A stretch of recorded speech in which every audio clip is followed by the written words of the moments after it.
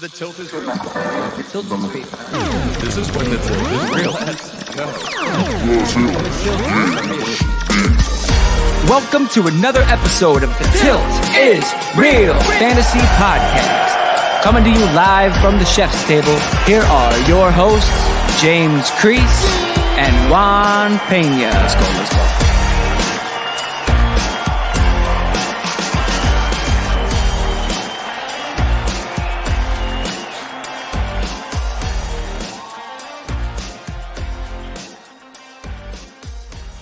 Welcome back for another episode of the Tilt is Real Fantasy Football Podcast. It is July 7th, and this is episode 59.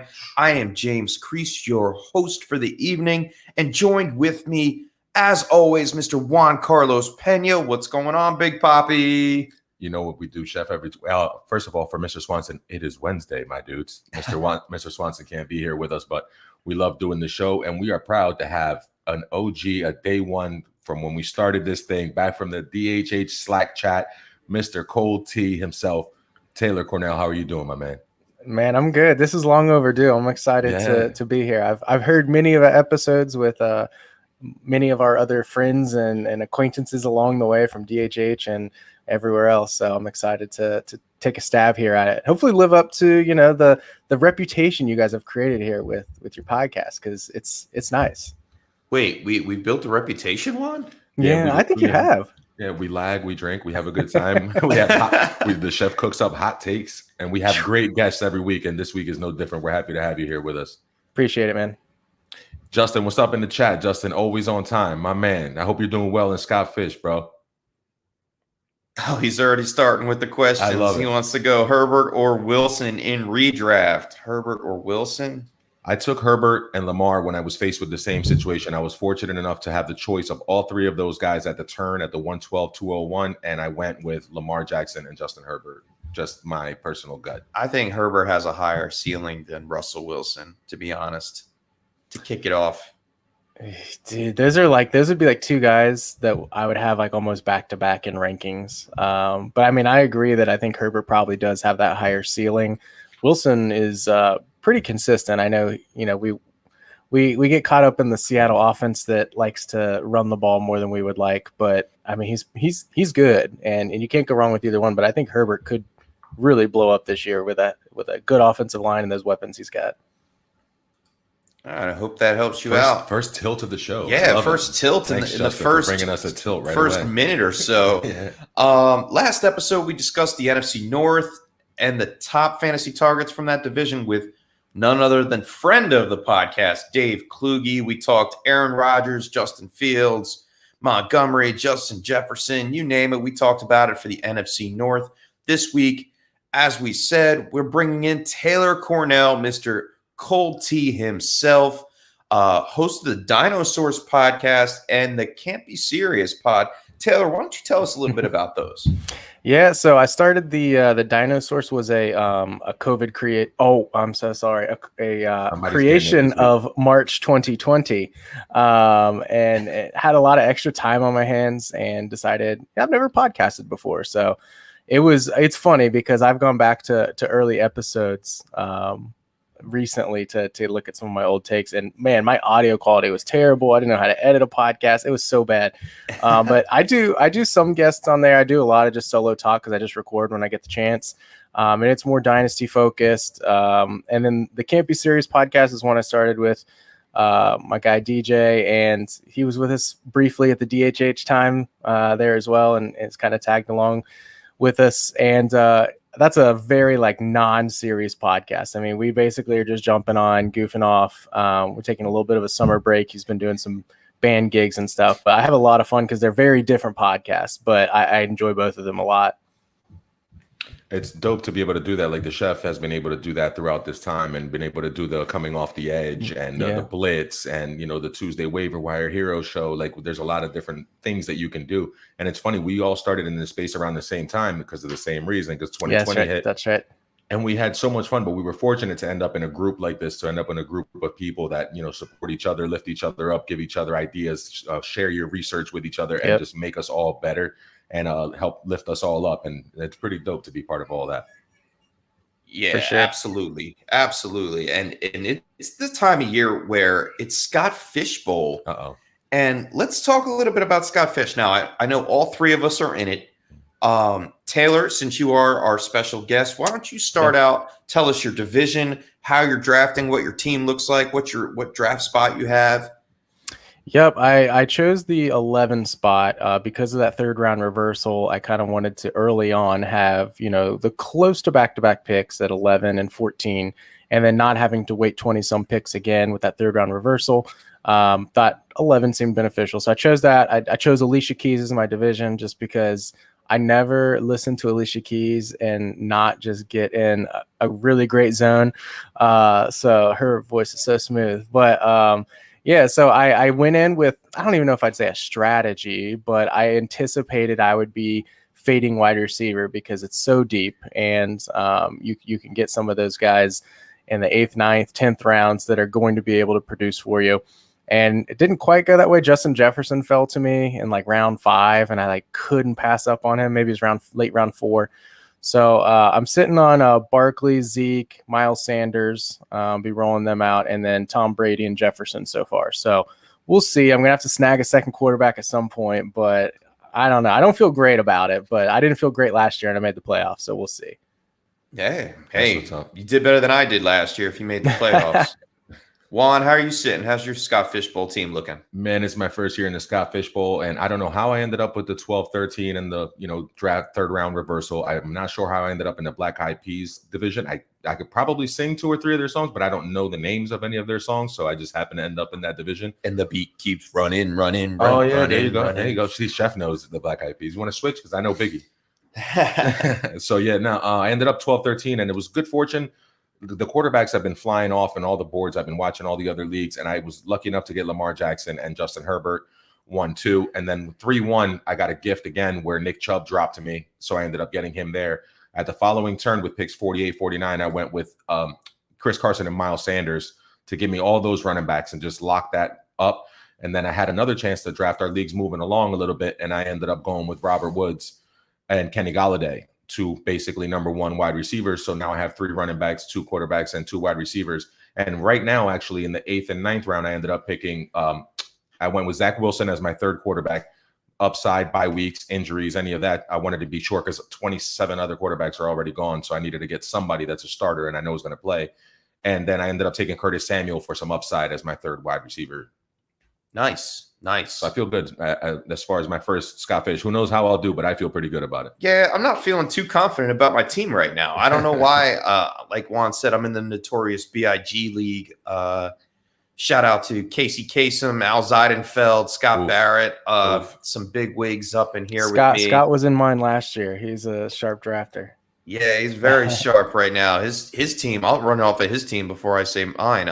He's got Patrick Mahomes, Tom Brady. Then he has Joe Mixon, Austin Eckler, Chris Carson, and then he just took his first wide receiver in Chris Godwin. Oof.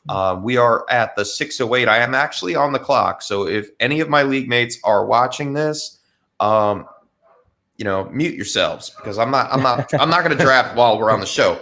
But I'm looking. I have Lamar Jackson, Nick Chubb, Kirk Cousins, DeAndre Swift, and Allen Robinson thus far. I'm looking at a bunch of different ways I can go in the 6th round, and I think the 6th round is pretty pivotal because I'm either going to get a second running back. I mean, a third running back, second wide receiver, or I may just pivot and take a tight end off the rip here and be done with it. So I'm not exactly sure how I want to roll with it yet. But we're on the show right now, so I can't sit here and talk and focus on my pick. I like to do a little bit last minute research before I hit draft. Well, Cooter's got your back. She said you should feel confident. So when Cooter's got your back, you should just go with it and feel good about it. Yeah, it was funny. I found my draft board from last year, and some of my early, like I took Breeze early, and then when he missed some time and didn't help, I took Gurley in the 3rd round. That didn't help. No. But it was funny. I had like Deontay Johnson in round 10, and obviously he was good to have. I took Justin Jefferson in round 12 because people weren't really expecting too much out of the rookie receiver in Minnesota. Jalen Hurts was like my next to last pick. So there were some like late gems that I'm curious if that'll be the case this year. Of like some of those guys you can get late that come out of nowhere and surprise you. And shout out to Anthony in the chat. Anthony Concholo says, hey guys, good to see you again. Need to know what round is it worth going after J.K. Dobbins, running back from Baltimore in PPR 10 or 12-man redraft. Anthony, stick with us. We are going to touch on that today in the show. But first, let's get into some news with our weekly reel and get this podcast started. Let's keep it real. It's the weekly reel, presented by The Tilt is Real. It's the weekly reel. Let me hear the news. And this week's Speak of the Week, the Athletics' Matt Barrows says that the 49ers want to run the ball 500 times in 2021. That's going to be like a split, right? Trey Sermon, Raheem Mostert, maybe a little bit of Jeff Wilson when he comes back. No running back is going to run it 500 times. That's for sure. Yeah. When I first saw that, just the number 500, I was like, okay, that's ridiculous. And I had to go look because I wanted to check myself. And I was surprised that 3 teams actually did run the ball 500 times last year. And funny enough, in 2019, San Francisco ran it 498 times. So they've done it before, like just 2 years ago. They were very close to 500. And that was when they had a pretty healthy Mostert. I think he played 16 games. Tevin Coleman was like 14 games that year. So I think like maybe the 500 total rushes is about what Shanahan wants to be at. It was just last year they dealt with injuries. Right. And unfortunately, they don't have that workhorse that you're going to be able to count on probably.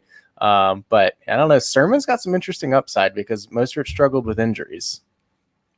Yeah, it depends on how that split happens. But if it's something like 200 for Sermon, 200 for Mostert, and 100 for the other guys, and they get to 500, then you could see sustainability for both of those guys, depending on if they're healthy or not. And remember, last year that defense fell apart. So they were playing from behind in a lot of games. They were forced into throwing the ball more than they wanted to do. So hopefully this year, if their defense is healthy, they can attain a number like that. And I'm loving Sermon's value right now. Sermon and Mostert going in the 6th, 7th, 8th rounds of drafts. It's pretty good.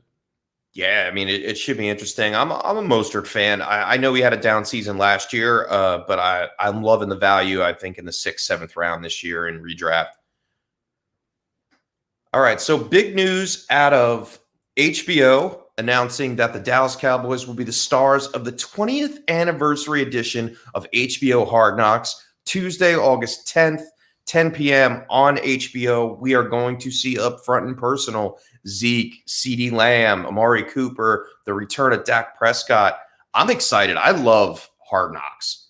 I can't get enough of it. I wish there was more than just 5 episodes to a clip. And I didn't realize that it was the 20th anniversary. Me neither. That one hit me. Like they've been doing this for 20 years. Where the hell have I been for the last 10?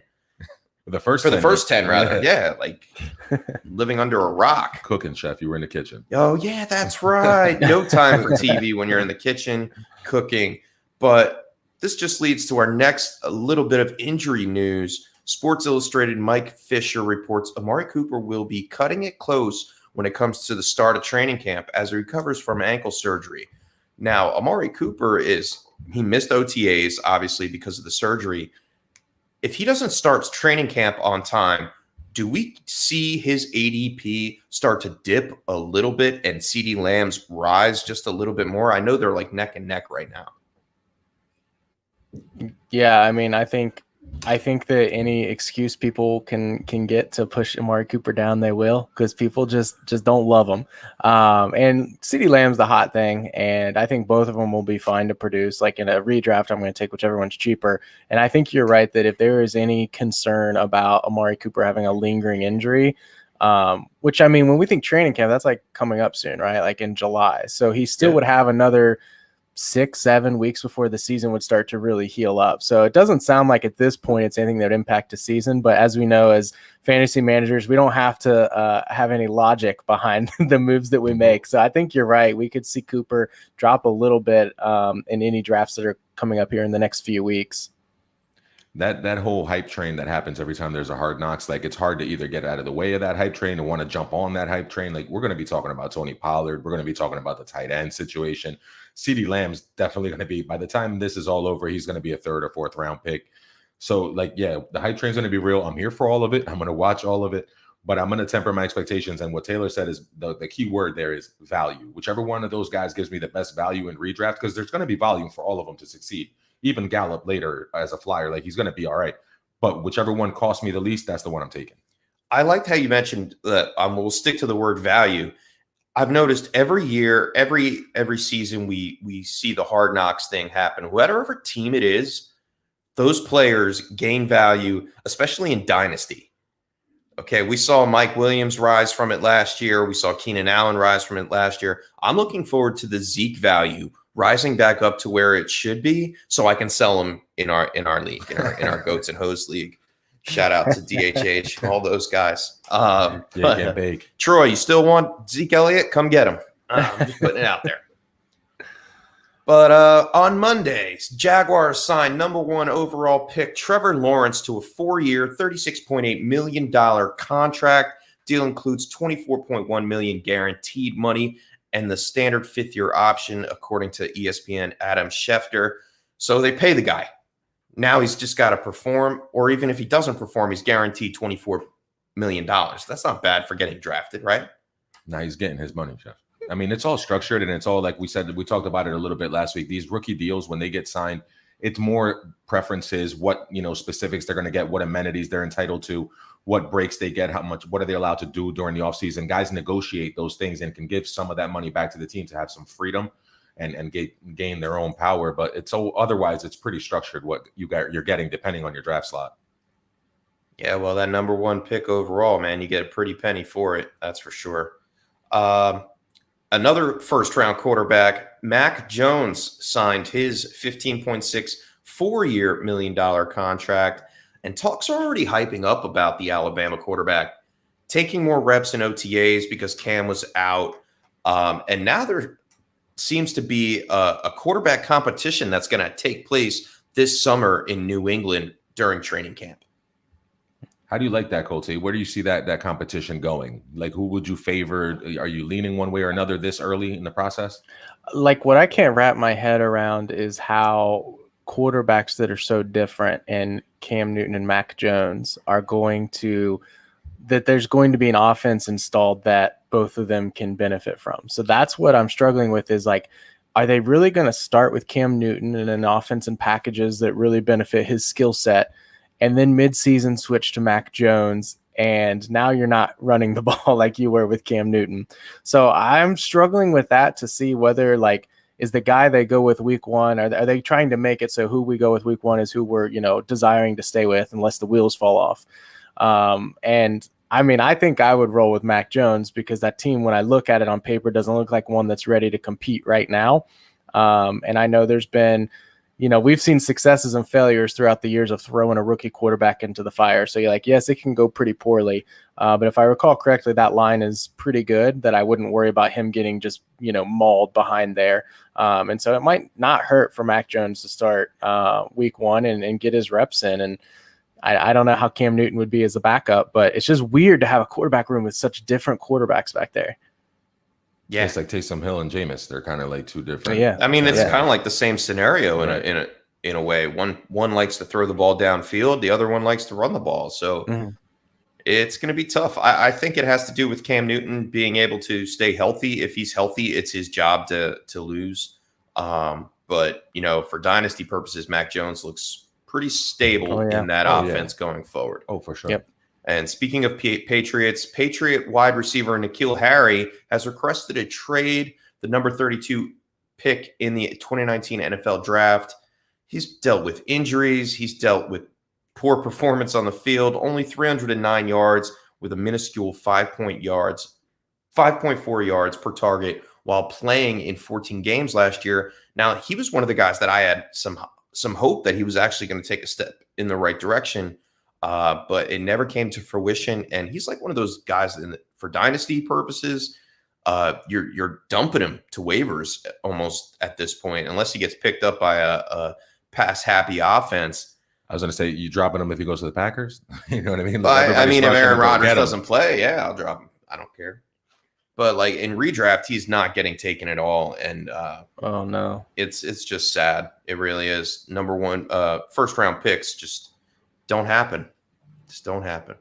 He is guaranteed that money, though, being a first rounder. So he's going to get paid somewhere, and he's got some value. They can probably get a 6th or 7th round pick for him with the right team, with the right need. If anything happens during the offseason and someone goes down with an injury, unfortunately, we see it every year. I think he'll be a target for somebody to go get. And if he gets cut, somebody will scoop him up because he's still too young and a first round talent. So, yeah, I mean, he's super young. And like you said, it's going to be a day 3 pick. It's going to be a 6th, 7th round pick. It's not going to be anything close to what they paid for him, unfortunately for him. And Anthony wants to know, he's like, did I hear that right? He wants a trade or he just might get cut? Yeah, I guess he might just get cut. But ESPN reporting that out of Houston, Pittsburgh, and Buffalo, talking about people getting cut, stating Mark Ingram, Benny Snell, and Matt Breida could all be cut candidates this season. So stay away from those guys in redraft leagues. Mark Ingram, he hit the top 12 1 year, I guess 2 years ago that he was top 12 running back. 2019. Yeah. Don't do it this year. You didn't do it last year. I'm staying away from some of these vets that aren't workhorses. For sure. And one of those guys might end up as what do you feel, Taylor, could one of those guys that we just mentioned end up as the backup in Cincinnati? Because I feel like your backfield lacks a little bit of depth, unless you feel a certain way about, Samaje Perine, but I feel like they could use one of those guys as a backup. Yeah, no, I mean, what's hard about it is which one of those guys you would want from, if I have to pick out of the 3, I think Mark Ingram is interesting to me because he brings more than just, the play on the field. He's a good locker room guy. And in Cincinnati, head coach Zach Taylor's always talking about the culture he's building and blah, blah, blah. That's a guy that I would be interested in if okay, you're not getting the greatest talent. You're not asking a ton out of him at this point of his career, just be a solid backup, but you're getting some locker room stuff out of him. Benny Snell, Matt Breida, I don't think either of those guys move the needle enough. They don't have enough upside for me to really be interested in. You've got Perine there and some interesting rookies behind Mixon, and we'll see. But I think Ingram will be a guy that probably is wanting to go. If he gets cut, he's going to want to go to a winning team to try to maybe get a ring. So we'll see. Yeah, maybe we'll see Mark Ingram on the Kansas City Chiefs. Yeah, that could happen. And everybody freak out. Yeah, and everybody freak out and rush to the waiver wire. All right, so let's get into it. We started talking about a little bit about the AFC North. Let's keep it rolling with our next segment, the AFC North breakdown. The can open again. Who you gonna find open ahead with no pen? Just draw inspiration. Who you gonna see you can't replace him with cheap imitations of these generations? Hardcore, do you want more? Cook and roll with the Brooklyn boys. One last time, I need y'all to roll. Yeah.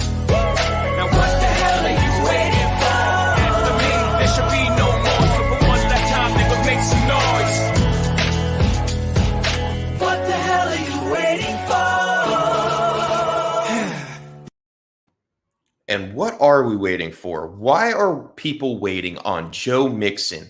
ADP of 22, running back 14. And we started to talk about the backup situation a little bit, Taylor, and I'm going to go right back into it. Reports saying that Mixon is due for a huge workload. Are we convinced that he can be a reliable running back 1 for your fantasy leagues this year in redraft? The thing is yes, I think he can be. Will you feel good about pushing draft on him? Maybe not. And I think owners that have, had him before, one of my good friends plays redraft a lot and has drafted Mixon the last 2 or 3 years and hasn't felt like he's gotten what he would expect out of him. So he's one of those guys that's been burned. I get it, but he's one of the guys in the league, as far as running backs, when you look at that, has a very safe workload. There are so many committees out there, and even if they, like Derrick Henry's of the world, Zeke, Barkley, they're pretty safe. They're getting, the majority of the important touches. And Mixon now is entering that realm with Gio Bernard out of town. I don't see Perine taking significant touches from him. The rookies, Chris Evans or Puka Williams or whatever, they're not taking significant touches from Mixon. So when you look at his ADP right now, and if he stays around RB 14 and late in the second round, you're taking him as maybe your second running back, depending on what you did in round 1, you have to feel pretty good about the opportunity he'll get at least. That's what I love about him is right now where he is, I want him to stay right there because I personally have him as my RB8. Like, and I would be happy if he's my RB1, but I'd be ecstatic if he's my RB2. If I can get someone else and then Joe Mixon, like I'm really happy with that. The outlook of that offense this year is up. The arrow's pointing up.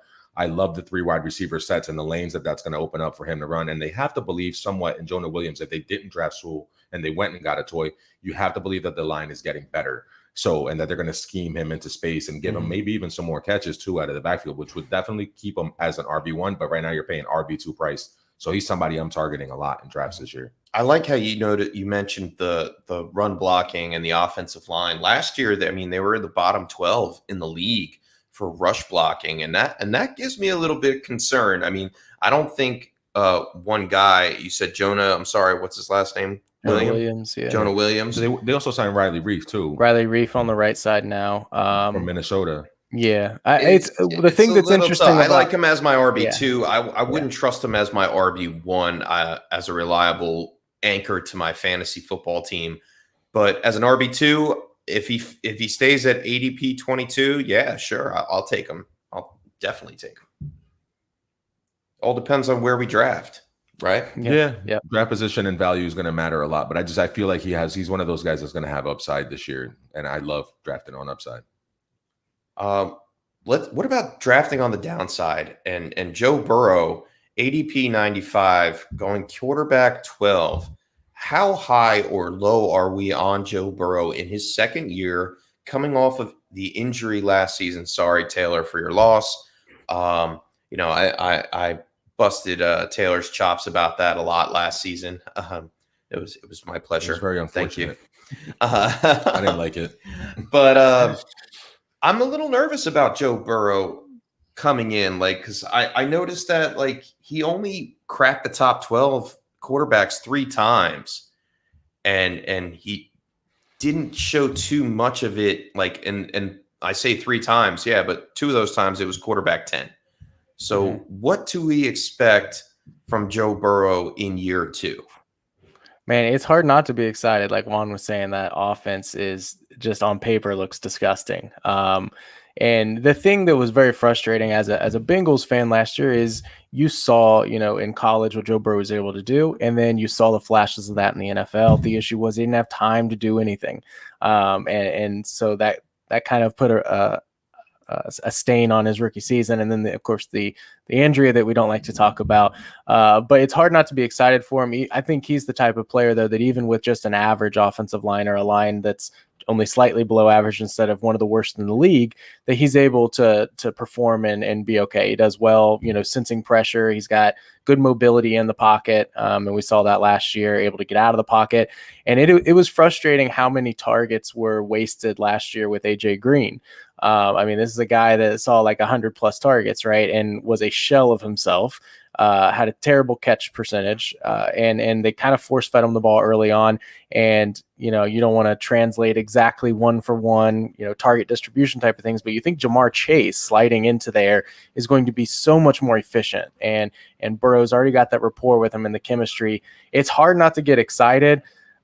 Depending on price wise, it's really hard for me talking quarterbacks in redraft. If I think about 1 QB leagues, is because I typically am going to fade them if I don't get one of those top few.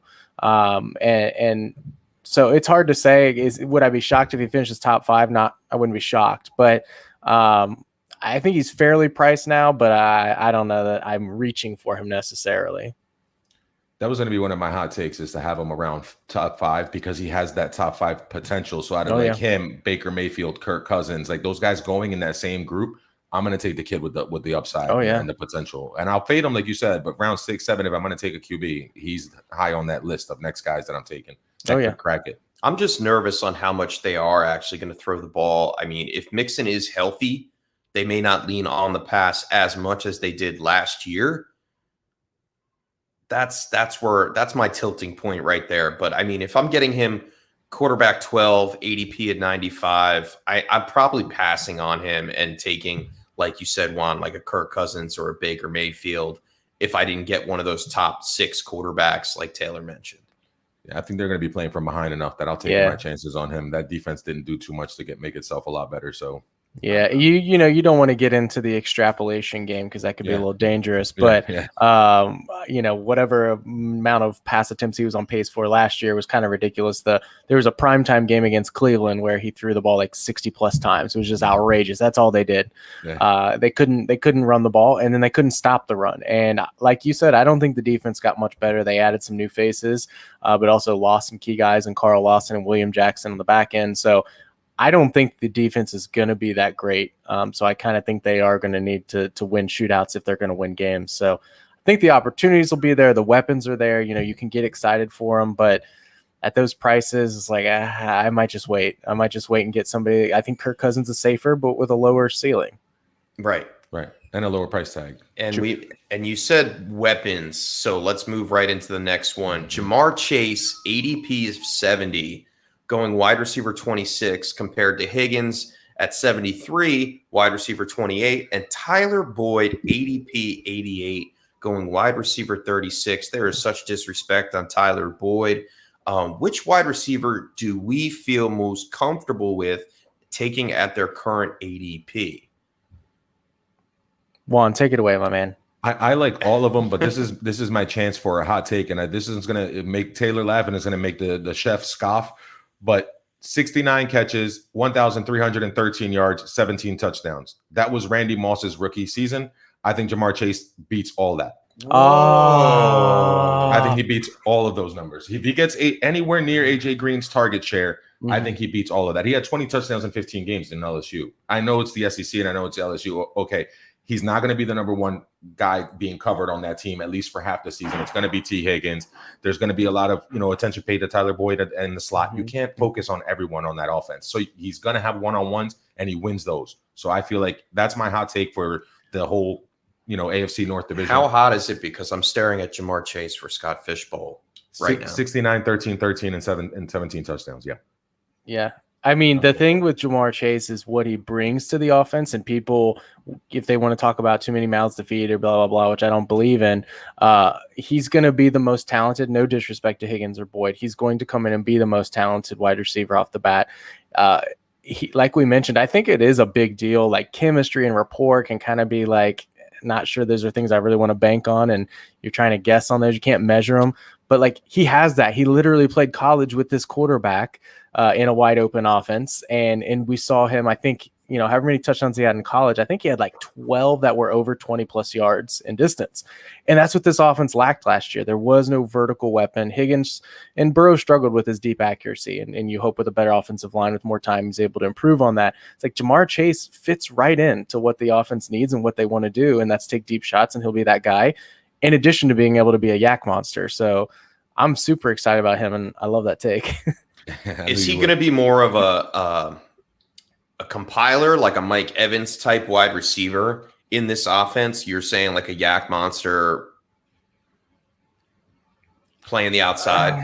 I mean, the thing that I think is difficult with projecting Chase is like he does everything so well that he can be the deep guy and take the lid off the defense, but he's not a John Ross take the lid off the defense type of guy where it's like you're a decoy and that's literally all you can do.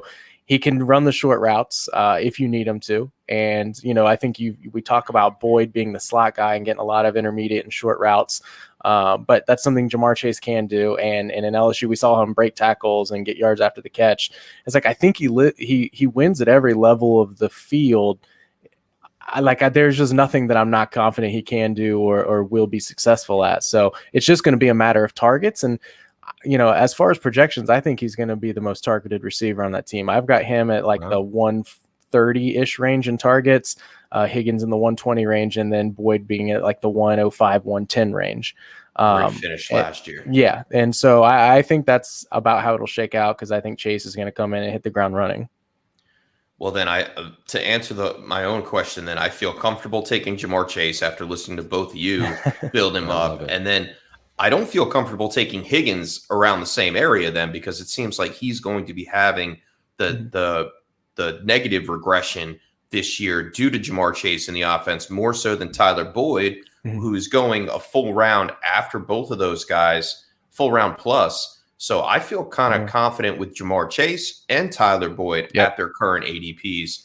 I like Tyler Boyd as a solid wide receiver 3 flex option from week to week, especially in PPR. Yeah, absolutely. It's about team build, right? Because like Jamar Chase has that upside that, you know, if you finished with a historic rookie season, you wouldn't be shocked.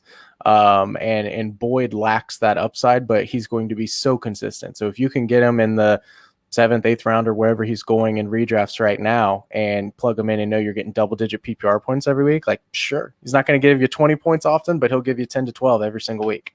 Right. Like that. Yeah. The consistent floor of Tyler Boyd is perfect. I like that you mentioned Mike Evans, Chef, real quick, and that could be Higgins' role. Like, I could feel like he's so good around the goal line and around the red zone that he might be one of those guys that ends up with double-digit touchdowns, and it ends up as a top 15 wide receiver, even though he didn't get the total number of yards or total number of catches that you want from a wide receiver 1. He can make his difference that way. Gotcha. He's going to take the Adam Thielen role. Huh? Maybe. Yeah, something like that. Yeah. Let's get into the Cleveland Browns. Now, the Cleveland Browns, they are on the upswing in the AFC North. Sorry, Taylor. I'm kind of like becoming a Browns fan overnight. I have Nick Chubb on my Scott Fishbowl team, and I have high expectations for the running back this year, going at 8 overall in ADP. I think he has top 5 potential. I really do. I think this is his season to shine. I don't think that I'm sorry. Yeah, I just lost my train of thought there. You don't think that Kareem Hunt? What? You don't think that Kareem Hunt's going to step in and get in his way? Yeah, I don't think so. We can kind of merge those both together because like I don't think Kareem Hunt has the same kind of season he did last year.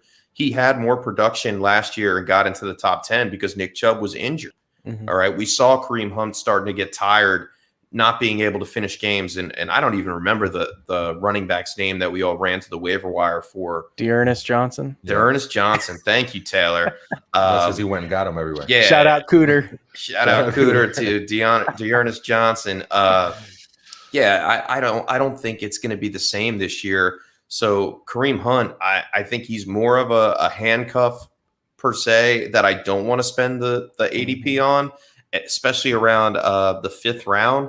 No, yeah, that's not me, man. I'm not doing that. But Nick Chubb, I'm all in on Nick Chubb this year. If he's there outside the top 3 or 4 running backs, I'm taking him, depending on obvious draft spot.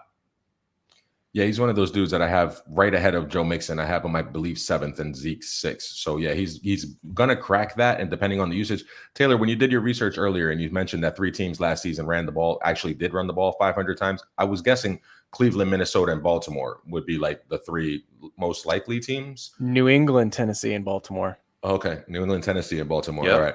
So Yep. I think Cleveland could be one of those teams that ends up near there this year and cracks that. And if he gets anywhere north of 250 carries, like look out. Like Nick Chubb, definitely a top 5 candidate. I thought what was interesting about Chubb is like he's one of the, pretty much everybody will have him in their top 10, but he's probably the least talked about. Like he somehow flies under the radar. And he was like RB11 last year, but he missed 4 full games. The one game he was injured in, I believe it was Dallas, he played like 18% of the snaps. So you're talking like almost 5 games that he missed, and he's a top 12 running back. It's just absolutely insane. He's pretty consistent. I was doing a little exercise where I was trying to look at the top 12 running backs and see who had a lot of boom weeks and bust weeks and things like that. And he was a third of his weeks were like in the 10 to 19 range, the third of the games that he played. So he's very consistent to get you 10 to 19 points, somewhere around there. His boom weeks are going to be probably like TD dependent because he doesn't get a lot of catches. Yep. But I think that's an offense that wants to run the ball. Like they want to run the ball and they want to play good defense, and they have a great defense. So, you could paint a lot of pictures there, but it seems like if a defense is keeping the other team in check, like you're going to be able to run the ball a lot and you're going to be able to milk the clock when you've got a lead and things like that. And Chubb is the beneficiary of that easily. Yeah. I noted in one of my articles that I wrote for Ball Blast, their draft kit is coming out, I believe sooner rather than later. I think by the end of this week, perhaps. He had the highest yards per carry out of all the running backs last year with 5.6. So a 5.6 average for a running back is just insane. And it wasn't because of the short game. He's never had a season under 5 yards per carry. So that if you want to talk about consistency, That's the way to do it. And if he's going to see north of 220 attempts, yeah, he's definitely going to crack the top 12, which, would fit his ADP. But I'm thinking that he takes the next step in the Stefanski offense with a full year of it, barring injury, of course, that he can really step up and be in the top 5. Yeah, you got to love that O-line too. Anybody running behind an offensive line like that. Let's jump into some wide receivers. OBJ, someone that hasn't really been talked about this offseason too much. He's been flying under the radar per se. Going at ADP 68, wide receiver 27, is he too risky or is he a value? I like home run swings. He's a value for me. To me, that's where I start taking guys like 67, 5th, 6th round. That's where if I can get a guy like OBJ with that kind of pedigree and that kind of history, I'm all in because I'm going to fade wide receiver until I get to that point. So let me get a guy that theoretically could give me the Stephon Diggs 2019 line or 2018 line that he had in Minnesota, where him and Thielen were both top 12 wide receivers. And if I can get a low end wide receiver 1 at high end wide receiver 3 price, I'll take it all day. I don't like disagreeing with you, Juan. I really don't. But yeah, I think he's a little too risky for me, which I hate because I've been all about OBJ. I feel like I was the last person on the earth to drop him out of my top 12 dynasty rankings because I'm like, dude, did you forget his first 3-4 years in the league? Like the guy's only 27, 26, whatever. And finally, it's just, you got to adjust. But I looked at like some of the receivers going a little bit after him, T. Higgins, Cortland Sutton, maybe even Juju I would prefer over Odell Beckham. And, you look at his finishes, and finishes aren't, they don't tell the whole story. He had an injury last year, obviously, but he hasn't been a wide receiver 2 for fantasy since 2018. So it's been a couple years. In his 6 healthy games last year, he was out targeted by guys like Darius Slayton, AJ Green, Marquise Brown. Like he just wasn't seeing the targets that we're used to from early in his career.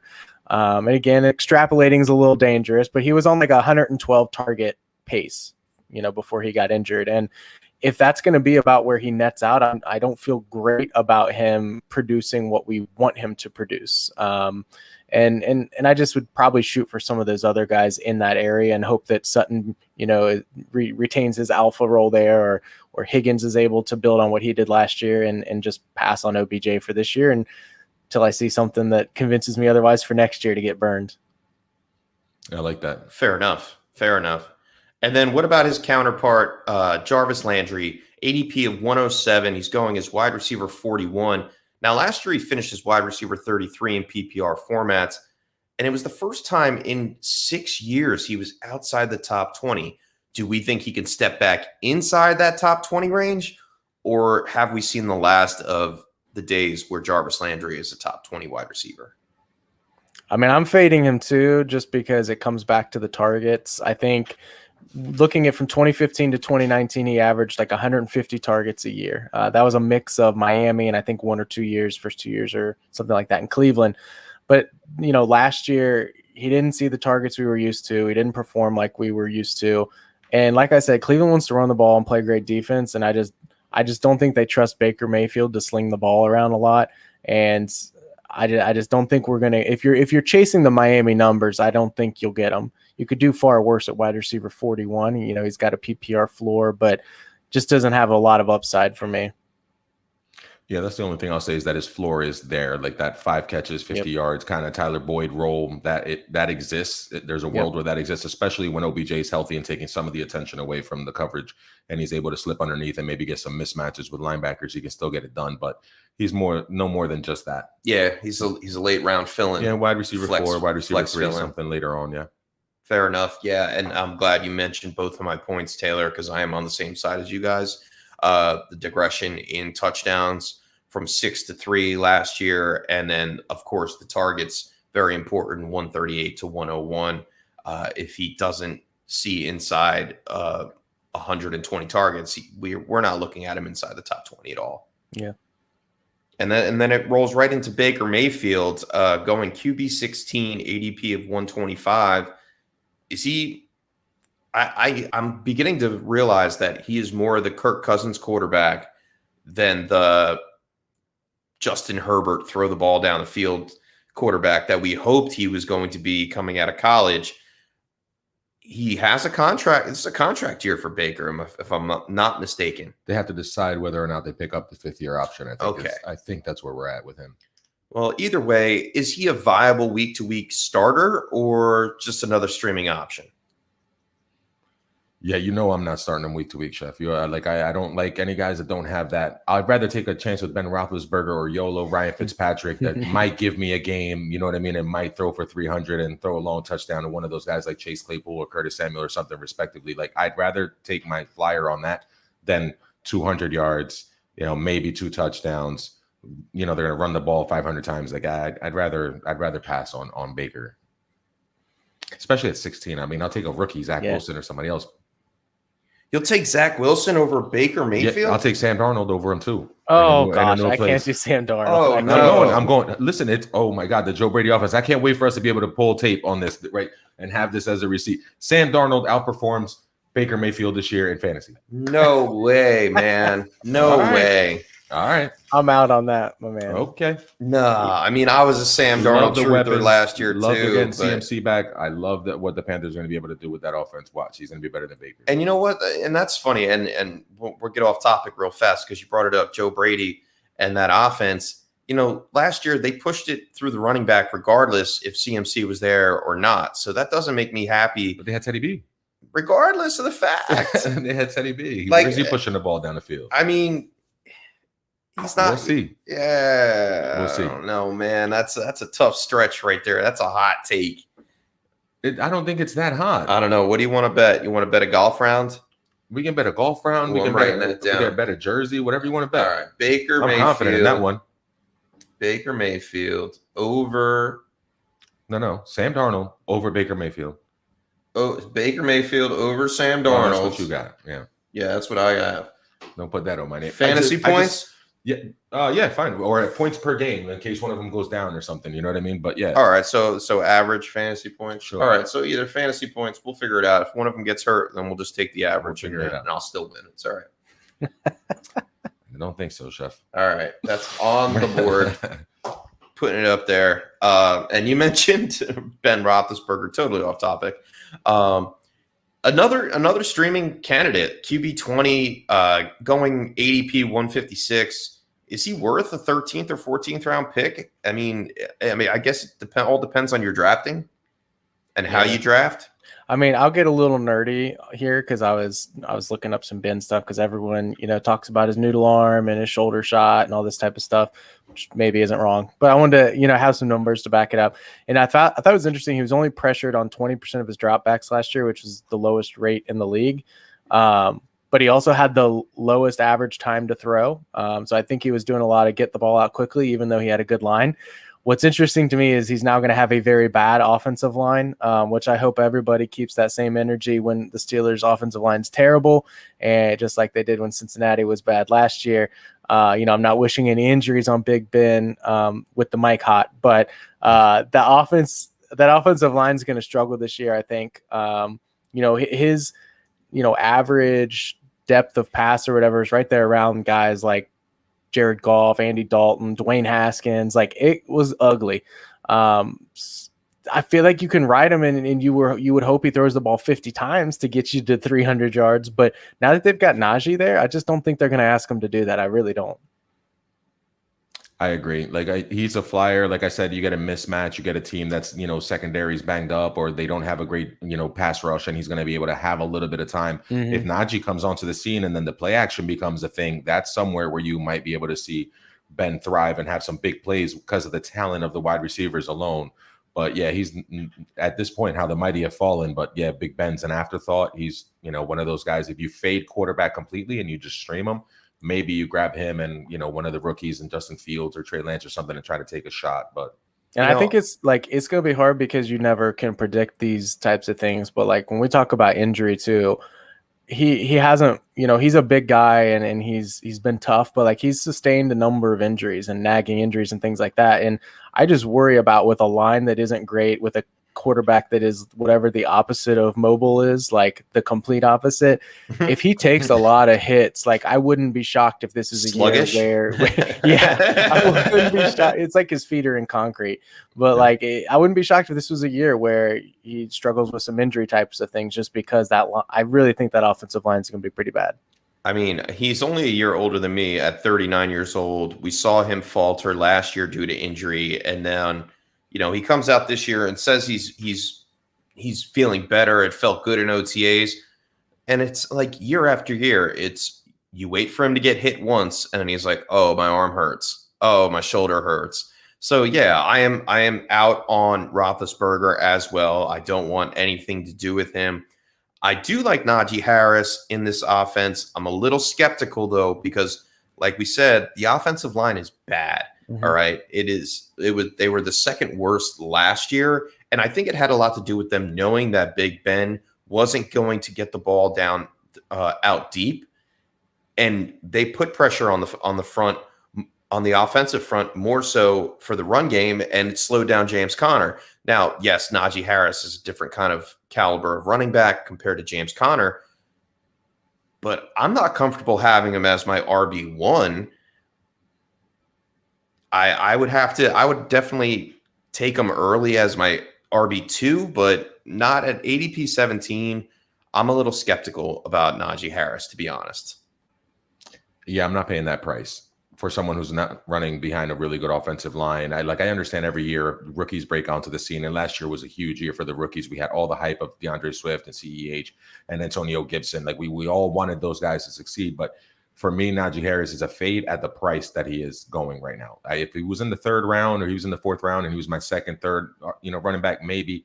I can't pay, second round prices for Najee Harris. I mean, it just feels like CEH all over again. I mean, it's a different scenario, I think, because that line's so bad. It's a worse scenario. Because that line was on paper good last year. The Kansas City Chiefs, Chiefs were good last year, but injury, I think it's the first round draft hype. Yeah, I guess there's some of that elevates his ADP through the roof, and then people come into fantasy and they're like, oh well, Najee Harris, he's gonna be good. He was a first round pick, and then we saw what happened to CEH. He couldn't get into the end zone. Not to say Najee won't, but I'm not willing to take the risk that far up the draft board. They're built different, and I think Taylor will give us something on history, because like the Steelers, when they draft rookie running backs, they kind of work them into the ground. Like they run them into the ground and just give them the ball a lot. So maybe there's a volume point, for Najee going that high. Yeah, I know. I mean, I didn't go back too many years, but I looked last year. They had the fifth fewest rush attempts, and when you watched them play, it was like they wanted to run the ball but knew they couldn't. Just with the personnel they had back there, it just wasn't going to work. And too often they abandoned it completely, and that's in those games where Roethlisberger's throwing it 40 or 50 times. But even in 2019, when James Conner wasn't, outstanding, they were closer to middle of the pack in the league in rush attempts. We know that they involved Le'Veon Bell heavily when he was in his prime. I don't think I have any concern about Najee Harris being a workhorse as far as dominating the carries there, and really dominating that backfield. Efficiency will be another issue, but I'm curious in a PPR league, because I tweeted this weekend, I was in a restaurant and they had the SEC championship game on from this last year. And Najee Harris I think he had like 3 receiving touchdowns in the first half against Florida, and just very fluid as a pass catcher. And that's a perk. And I wonder in this offense, when you already have Deontay Johnson and Juju, which really dominate the short and intermediate, how much passing work there's going to be for Najee. I mean, I'm sure he'll get his dump offs from Big Ben, but when we think about the way Le'Veon Bell was used, he was put in motion, used in the slot. He was moved all over, really used as a wide receiver at times. And I don't know that we're going to get them to tap into that this year, at least. It's going to be tough to give a rookie that kind of a role and that kind of responsibility, but it would be interesting if they did do it. Like if they gave him a mini Le'Veon Bell role, then he might be coming close to worth his ADP. But where he is right now, I'm a little pricey. I think, like I said, he's too pricey, and we're drafting him at his ceiling right now, in year one, and I'm not willing to draft a rookie running back at their ceiling, not for that price. So, Taylor, you touched on those receivers.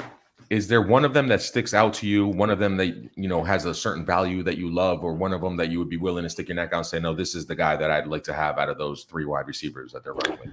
Yeah, I mean, when I first saw the ADP of the receivers, I'm like, Deontay Johnson. I've always been a Deontay Johnson fan, and ADP of 53, not terrible. PPR leagues, it's great, and really, like in PPR leagues, he is pretty safe. I looked, he had 13 games last year where he actually played. There was a couple games where he only played a few snaps before he left. In those 13 games, only 3 times did he fail to see double-digit targets. So he was a key part of that offense. They got him the ball a lot, or at least tried to get him the ball a lot. And actually, his stats were somewhat similar to Tyler Boyd's 2019 campaign. But even in that year, Boyd was a wide receiver 18. So it got me thinking that I think Deontay Johnson maybe lacks some of that upside. And we've talked about that a few times. And so if you're not going to be shooting for the stars and hoping Deontay's a top 10 wide receiver, I'm probably just waiting then and getting Juju, who is in a similar mold, sees a little bit less work, but enough work to still be relevant. And his ADP is down at wide receiver 30. ADP of 75 is round 6, 7, something like that. So I would rather wait on Juju probably based on Deontay's price right now. But I mean, I love both those receivers. Out of the 3 wide receivers, I don't dislike any of them. I'd be happy with any of them on my roster. I think Deontay Johnson has the best chance to duplicate what he did last year in football as far as target share and touchdowns and yardage. 144 targets, 7 touchdowns. He had 923 yards. I think he can get to that spot with the running game. If the running game develops enough to where Big Ben actually has a little bit more time to look down the field, I think Deontay Johnson will maintain that target share of 140 plus targets and still be the number 1 wide receiver in that offense and a valuable wide receiver 2 for fantasy. Yeah, for your team, if he's your wide receiver 2, you're in pretty good shape, I feel like, because those numbers you said, and it's funny, Taylor, because I've done it before where I extrapolated the stats, and you kind of can get in trouble doing that. But, the 13 games that he played fully, like you mentioned, the pace was 173.9 targets. The pace was Michael Thomas 2019. So yeah. I don't care how deep you go, and I don't care. Well, what's that getting you? What's that getting you? 1,000 yards from Deontay? It was like very disappointing when you saw the targets and then the yardage. He dropped them. Yeah, he did have a lot of drops, and he dropped a couple touchdowns as well, like easy slants that should have been caught, and he did drop them from Big Ben. So you change those around a little bit, and he can push 1,100-1,200 yards and double-digit touchdowns and crack the top 10. But he feels like a safe wide receiver 2 for sure with that volume. Yeah, I really don't have a problem with Claypool. I just think the Claypool regression, negative regression is coming. I mean, he had a lot of touchdowns. It was 4 against the Eagles. I'm sorry? It was 4 against the Eagles. Yeah. Yeah, he scored 4 in one game. I mean, that's not going to happen again. And then that. With Najee in the offense, I don't think the rushing touchdowns happen again for Claypool either. So, yeah, I'm a little out on Claypool this year. Juju, like you said, Taylor, I like him. If I don't get Deontay, I'm happy to get Juju as my wide receiver 3. And I've mentioned it before, but like I think Juju was used last year almost as an extension of that run game when you watch, because they couldn't run the ball. When you watch those games, I mean, he's running like literally 2 or 3 yard routes, just super short routes, which really limited his upside. And it's not the way we would have hoped he was used. So I wonder if now that there's a good running back in town, Najee, whether we'll see his usage change a little bit, and then that could change how we look at him. It's kind of hard to project that. It's probably one of those things we won't know until we see some games played, but I'm interested in that this year. And I'm going to bank on that being the case, that he's not going to be running 2 yard routes. I like that. I agree. I totally agree. Okay, let's get into our last team of the AFC North, the Baltimore Ravens, their star, Lamar Jackson. Now, how do you feel, Taylor, about taking your quarterbacks early in redraft in single quarterback leagues? Are you one of those guys that goes up and grabs your guy if you're in love with them? I mean, I know Joe Burrow, you can get a discount this year, but would you be willing to take Lamar Jackson at his current ADP of 40 overall as the quarterback 4? How much do we trust him to take I want to say a step in the right direction, because he kind of fell down last year towards the bottom of the top 10. Yeah, I mean, I usually would be fading quarterback. Now, it depend on how my first few rounds went. If I got 2 good running backs to start and maybe a really good wide receiver that fell in round 3, and I feel comfortable with those guys really anchoring, sure, Lamar is a good target there. I think what's interesting about Lamar is he doesn't even need to throw the ball for 5,000 yards. He literally has a 1,000 rushing yard floor. And that was in 16 games. So like, let's add another game in there and say he's pushing 1,100 yards pretty easily. It doesn't even matter whether his passing options aren't great, which I do think they're improved this year with the addition of Bateman. You can't beat that. It's pretty safe. You know, you think of Mahomes, what does he need to do to return the value on where you need to take him in a redraft league? He needs to be throwing 50 touchdowns type of thing. Lamar doesn't need to throw as much because you know you're going to get that running value out of him. So he would be maybe an exception to my general rule of drafting in 1 QB leagues that, I mean, he's so safe with that rushing floor. Yeah, I think 2 years ago his rushing numbers would have made him like the RB11 or RB12 in the league, and that's would you want to? Yeah, numbers. Would you want to take the RB whatever, you know, a top 12 running back? Sure. Yeah, in the 4th round, I'll take him. Yeah, I think he needs, and like he dipped a little bit in his passing his passing touchdowns last year. If he can get back up to like 30 passing touchdowns with his rushing floor, we will see him in the top 5 quarterbacks this season. I don't doubt it. So I'm okay. And like I'm okay jumping on that train with you, Taylor, and taking him as the QB4 off the board. Maybe not at ADP 40. Might be a little early. If he falls to the 5th round, I'm all about it. If it's not him, Kyler, Josh Allen, maybe even Russ, who gives you 500 yards, like one of those guys that gives you a little more on the ground, like they're the only ones that are kind of worth it for you to take that leap. Otherwise, go ahead and fade and wait to, you know, take quarterback 8, 9, or whatever, somebody else later, you know, like Herbert in the 5th or 6th round instead of Lamar Jackson, because he's the one that gives you that. Him, Kyler, you know, and Josh Allen probably are the only ones. This is off topic, so we don't have to spend a lot of time there. But what kind of rushing floor do you think you'll get out of Jalen Hurts this year? Because I look and he's going as like QB 11, 80, QB 10, 79 ADP. So obviously that's a lot later than 40. It's a few rounds later. Do you think Hurts offers anywhere close to the rushing floor that Lamar does? Obviously not 1,100 yards, but Sirianni scares me because he's a bit of an unknown as far as having a rushing quarterback. Like I've never seen him with an elite mobile quarterback. So Hurts has that upside. The upside is there for that, Taylor, for sure. Yeah. But I feel like you have to be safe projecting somewhere around the 800, 900 yard range, somewhere, you know, let me get 50, 60 yards a game. Let's not go with the 80 yards that he was averaging in the 3 games he played last year. So. Yeah. I currently have Jalen Hurts as my QB 7, 2 spots behind Lamar Jackson. Wow.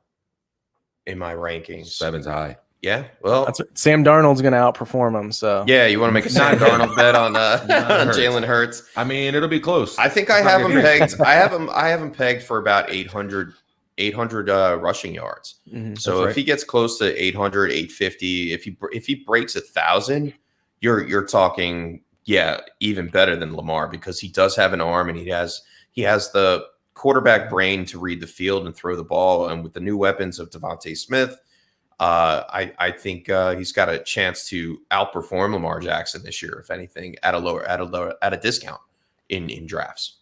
We can make that a bet too.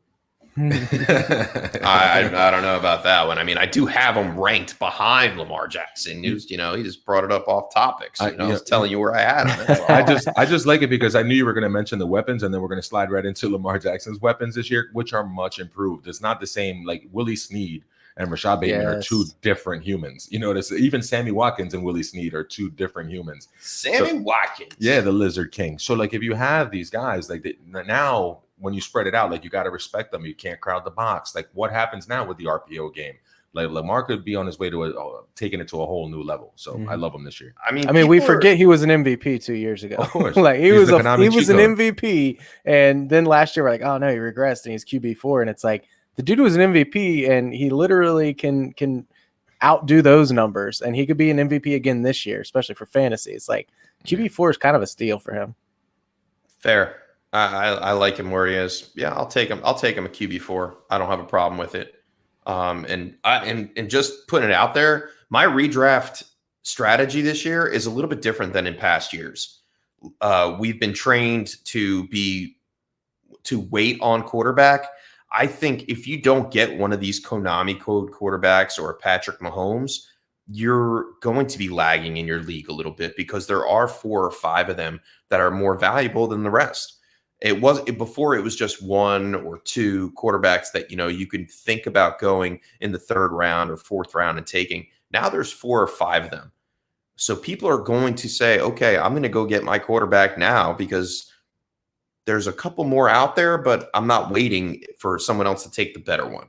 It's I don't know. I like where you're thinking, Chef. The only thing that would skew me off of that, like I've always been a proponent of taking a quarterback early because I just feel safe. It's like a security blanket having one of those top 5 QBs on your roster. And I'd almost rather fade another position and reach for receivers later. But if Deshaun Watson and Aaron Rodgers were playing, then it changes things because then it gives me 9, 10 guys that I can feel confident in.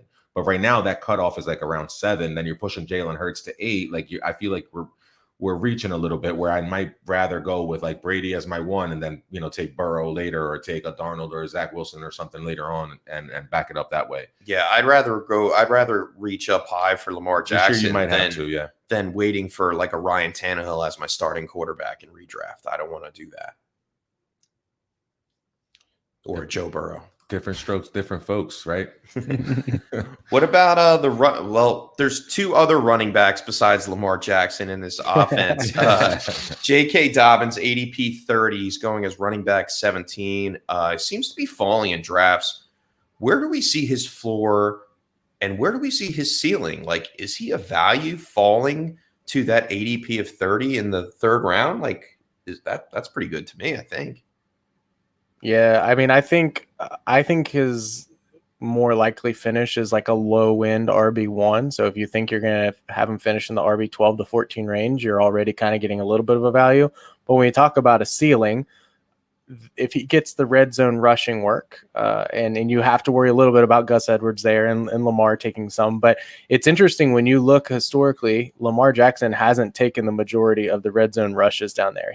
That's not where he runs the ball the most. It's in the open field type of thing. So in between the 20s. So I'm not too worried about Lamar stealing J.K. Dobbins' red zone work. You're going to need them to score touchdowns. You're going to need Dobbins to score touchdowns because he's probably not going to add a ton of catching upside for you to get to the top 5. But like, I think he has that as his ceiling in his range of outcomes. And I think he's got a really safe floor. I just can't imagine him not being probably a top 15 if I want to push it running back. So at RB 17, that's seems like a pretty good value for right now.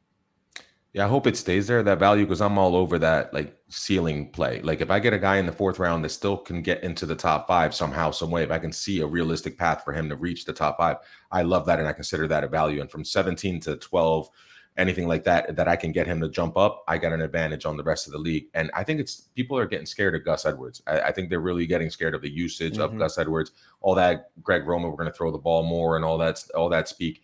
I love Dobbins' value where he is right now. He's one of those guys. I hope he stays right there. If it wants to drop to 20, that'd be even better for me because I'll definitely make him my RB2. And you mentioned Gus Edwards. Like, is Gus Edwards his handcuff, or does he actually have standalone value as a flex play? I think he's gonna have standalone value because of the way that teams are trending right now, where they don't want to give a guy more than 15 to 20 carries at all ever, and then the backup is always going to get 8 to 12 carries, something like that, and eat in. And like Taylor mentioned, he might be getting looks down near the goal line, and he has some, I guess some standalone value. We're gonna be at a point this year, Chef, where we're gonna be flexing guys like this. Like backups like this are going to be flex worthy. Yeah, because of the running back drop off, the scarcity at running back and the drop off. Yes. Yep. And I'm not going to be rostering Gus Edwards unless my roster is somehow filled. Like if he falls in drafts, okay, ADP 113. So what's that? The 12th, 13th round. Perhaps I would take him as a handcuff to J.K. Dobbins because he would be valuable if J.K. Dobbins did go down for some reason. But the point on the standalone value, I don't like it. We only saw him viable for fantasy 4 games last year. He might be good for a weekly play in DFS, but I'm not trusting him as my top running back or one of my running backs for seasonal leagues. That was my issue is when I went and looked at his game log from last year. He had 6 games where he saw double-digit carries. So, 6 out of 16 is not terrible for a backup. And in those games, he averaged over 10 fantasy points. So it's like when he gets the double-digit carries, he's going to produce a flex type of game for you, but I couldn't find any trends along those 6 games of when they are. So my issue is you're going to have to guess right on Gus Wright when it's going to be the game that he's going to, I should have hit that the first time, man. The game that's going to be where he gets double-digit carries, whether it's going to be a blowout and he gets more touches. Like, you're going to have to guess right. Dang it, I missed it again. Because in those games where he didn't get double-digit carries, he was like 6 fantasy points, and you're not going to plug that into your lineup if you can help it. So the standalone value, I don't really see. Handcuff, sure, he'd be a pretty valuable handcuff for Dobbins, but I typically don't seek those out. If they, like Chef said, they fall to you in the draft, sure, but I'm not going to go seek out Gus Edwards in my draft. All right, and let's keep you gussing on one more pair. Hollywood Brown, ADP of 103, wide receiver 42, and Rashad Bateman, the rookie out of Minnesota, ADP 176, wide receiver 57. Would you want to draft either receiver at their current ADP, hoping that Lamar Jackson will be throwing the ball a little bit more this year? Either one. I'm going to take Bateman in the 13th or 14th round, I guess, over taking Hollywood Brown in the 9th or the 10th round, where I can still get, maybe Will Fuller, maybe Robbie Anderson, I don't know, Devontae Parker. Or there's a lot of guys, Brandon Cooks. There's a lot of guys who have value that are dropping to that range that I'd rather have over Brown, that are in better offenses and give you a better chance. I guess Bateman, because he could become something, because he has the raw physical talent and he's the bigger guy, the possession guy. Maybe he gets some red zone looks. So I'll take Bateman, especially with that gap in value. Yeah, the guys that are getting drafted, the receivers getting drafted near Marquise Brown, I would much rather have the Jerry Jeudy's, even like Antonio Brown, which can be had a round or a couple rounds after Marquise Brown. I would rather wait and take him. Laviska's a few rounds after Marquise Brown. So I think in that range where you would have to be drafting Marquise, I would rather get some other guys. But I love Rashad Bateman where he's at right now. I mean, to be that late in drafts, and we'll see where that changes as, training camp blurbs come out. He probably won't be the wide receiver 57, but yeah, I'm all about taking him. We've seen Hollywood Brown for a couple of years now, and he's had some boom games and a lot of bust games. And so I think I would just take the unknown there that also happens to be cheaper. And in addition, is a talent that I really likes coming out anyway. So it's kind of, triple bonus for me. As long as they're not on Hard Knocks, I think his value will kind of stay low. Yeah. His value won't be too high. I'm with you guys. I'm all aboard the Rashad Bateman train. I like what I saw from his college film. Juan, you mentioned his size, his BMI. I think it's 6 foot, 190 pounds, a prototypical alpha wide receiver. And Sammy Watkins is there for the experience on the field to help these guys along. I don't think we're going to see much of Sammy Watkins outside of week 1 and week 18. So that's how it goes. Maybe week 17 this year. Maybe he'll show up in week 17. Yeah, I think he's going to be. I think they really brought him on there as a little bit of a veteran experience. If they make it to the playoffs, that's what they're lacking. They lack that experience in their wide receiver room. And Sammy Watkins, he's a decent wide receiver. He's far from what he was when he played for Buffalo. We're never going to see that again. But that's what crazy though is, even if you don't like Sammy Watkins, he's an upgrade over Miles Boykin. Yes. I would much rather have Sammy Watkins out there than Miles Boykin or Willie Snead. So right, exactly. The Bateman, Brown, Watkins trio is much better than what Lamar's had the last few years. So, we don't need Watkins to put up 1,100 yards or anything. He's going to be better than Boykin. But he has a better. I think with those 3 receivers, he has a better chance of hitting that 30+ touchdown mark that we talked about before. Lamar, yeah, definitely. It's a better wide receiver core. So, big things in Baltimore this year. I don't know about their defense as much. They lost some pieces, but it's going to be interesting to see if they can fix it. But fantasy, up, arrows up on, I think, the whole division, except for the Steelers. I guess the Steelers are and down. Steelers are the ones going down, man. Yeah. I'm on the Browns train, obviously. Baltimore would be a close second for me. And Taylor, I'm going to give your Bengals the 3rd. Thank you. I appreciate that. I'll take it. It's better than And fourth. I'm going to say the Steelers are going to be last in the division. Somewhere around 8 and 9. I feel like the Bengals are going to be in a lot of games, and those shootouts can go in a bunch of different directions. And not everybody plays defense. And the Cleveland defense is good on paper, but we haven't seen it. We haven't seen if they gel. Can they stay healthy? There's a lot of questions. So reason for optimism. Yeah. That's why we watch the games. That's why they play the games, and that's why we play fantasy football to make money off the games. That's right. And to have fun, Chef. To have fun. And to have Taylor on, Cold Tea. That's Cold right. tea in the building. Taylor, thank you so much for coming on the show. Dude, you're a friend of ours. You always will be. Hopefully I get to see you in Canton. Are you going to Canton for the expo? I'm still TBD, to be honest. I haven't actually booked anything, Me too. but I've been eyeing it and trying to figure out what my logistics would look like. So we'll see. Well, thank you for coming on. Tell everybody sure. where they can find you for those that are listening on podcast form that aren't seeing your handsome That's right. Matt Damon face. That's right, guys. You're missing out. But you can find me on Twitter @_Taylor Cornell. I honestly haven't written much this offseason, kind of taking a little bit of a break for now from writing, but put some Twitter threads out there every once in a while as the inspo hits me. So always out there interested in engaging with people and talking fantasy football. Dynasty or redraft, I don't discriminate. I love that, yo. @_Taylor Cornell. Seriously, go check him out. He does great threads, and when he does decide to do research and put out the numbers, nobody's better than him in the biz. He's a friend of the pod. He's going to be back on the pod. Come tilt with us on some Sundays. That's right. Can't wait for him to start writing again, Sunday man, morning, because man. his articles are fire. like mind-blowing. Yeah. I swear. I appreciate that. Yes, sir.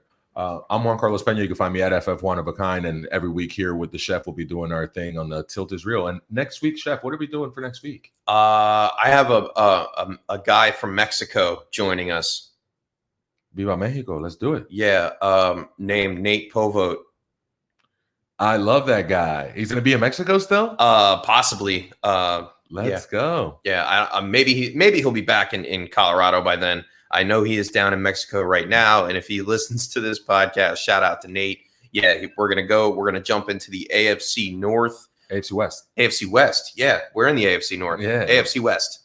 West is the best. We're going out west. Well, I mean, they have the Chiefs in that division, so yeah. Yeah, I guess they were the best last year, huh? Yes, sir. All right, so yeah, AFC Best next week with Nate Povote. I'm your host, James Crease. You can find me at FF_Chef on Twitter. Check out thetiltisreal.com for some of my rankings. I think I have my half-point PPR rankings up there. And check out some of my articles over at Ball Blast Football as well. That's ballblastfootball.com. I'm writing some of their dynasty stuff for them over there this season. And go play some best ball. Oh, best ball's where it's at. Go to that Underdog. Underdog fantasy, man. Not a sponsor of the show, but Not yet. I've been sending people in their direction, and it's letting me play for free. So that's the way we should do it.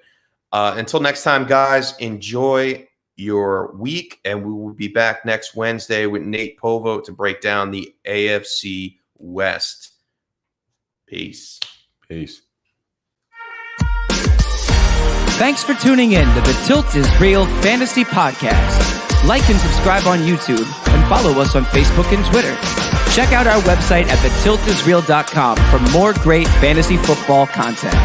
We'll catch you guys next time on The Tilt is Real.